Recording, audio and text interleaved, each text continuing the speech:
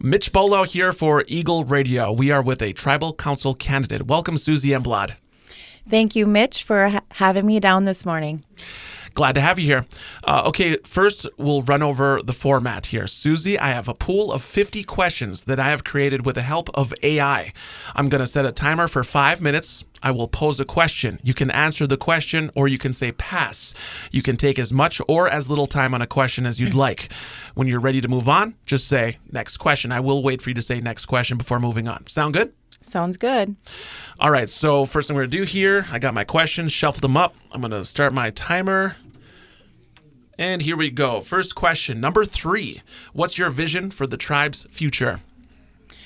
Well, economic development is huge. I believe that we need to find ways to create more business opportunities for both the tribe itself and tribal members.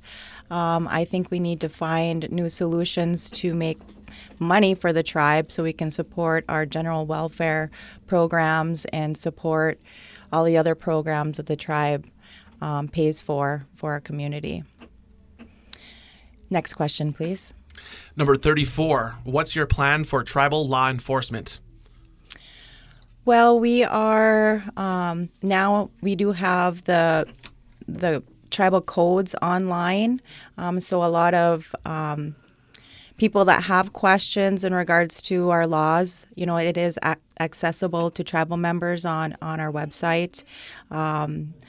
We work closely with our attorneys and law enforcement, to gather information to make decisions and how to move forward and implement laws. Next question. Number 28, how will you support veterans? Well, actually, I'm working with Rodney. He wants to come up with a seminar where tribal elders can come in and learn about direct loan services. I know Rodney's been working very hard with the state, to get tribal veterans recognized. I had the pleasure of being present at the summit with the state. That was at the Ojibwa Casino in Marquette a few months ago. I got to meet Governor Whitmore, which was an exceptional experience. And that day, Governor Whitmore actually called that from here on out, we will have a Tribal Veterans Day. So we also have a new holiday. And just try to get everybody the information that they need so they can get the services they need and understand the benefits are available to them. After all, they did earn them benefits. But Rodney is a big key, I believe, for our tribal veterans. And if he needs my help, I'll be there to help him along the way. Next question, please. Number 23, how will you manage natural resources? Well, for one, at my capacity at the director level for the Elder Nutrition Program, I'm actually working with Dion on a project for composting. So we had a few conversations now. They actually came to the building, and what we're doing is kind of measuring how much food waste we have, and then if they get the grant, we'll implement that next spring and summer.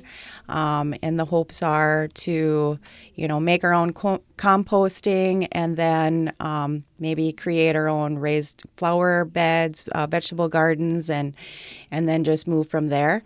Another aspect, I'm trying to figure out a way how we can downsize on how much waste we accumulate for our delivery program, because there's a lot of styrofoam and plastics, that go out every day. We serve about 108 people on the delivery side of the program, so that's a lot of waste going out there. So with that in mind, we're constantly trying to figure out new ways that's cost efficient for us. I also am on the Natural Resource Committee now. So in those aspects, I'm just learning and absorbing all the information that I can at these meetings, and just hope that we can make an impact for the future of our generations. All right, we're at about 428 right now. Number 11, how will you improve education outcomes? Well, thank goodness for the Promise Neighborhoods program that the educational department had landed this huge grant. So with all this extra funding that we have, I believe that it has made a lot of impact in our schools, both tribal, non-tribal, for our communities. There's a lot more opportunities out there for people. And I just think that we just need to keep encouraging our youth. Next question. And we have reached the 5-minute mark. Any last words to the listeners before we cut it? Just that I've been honored for this last 3 years to serve it as the Berga representative as a councilwoman. I feel that having a seat at the table, I definitely feel like I have a voice that's being heard. I believe decisions are, coming together. We as a whole, are getting things accomplished, and I really want to be a part of the next second term if elected, and I'm just hoping I have the support from the community. Chi miigwech.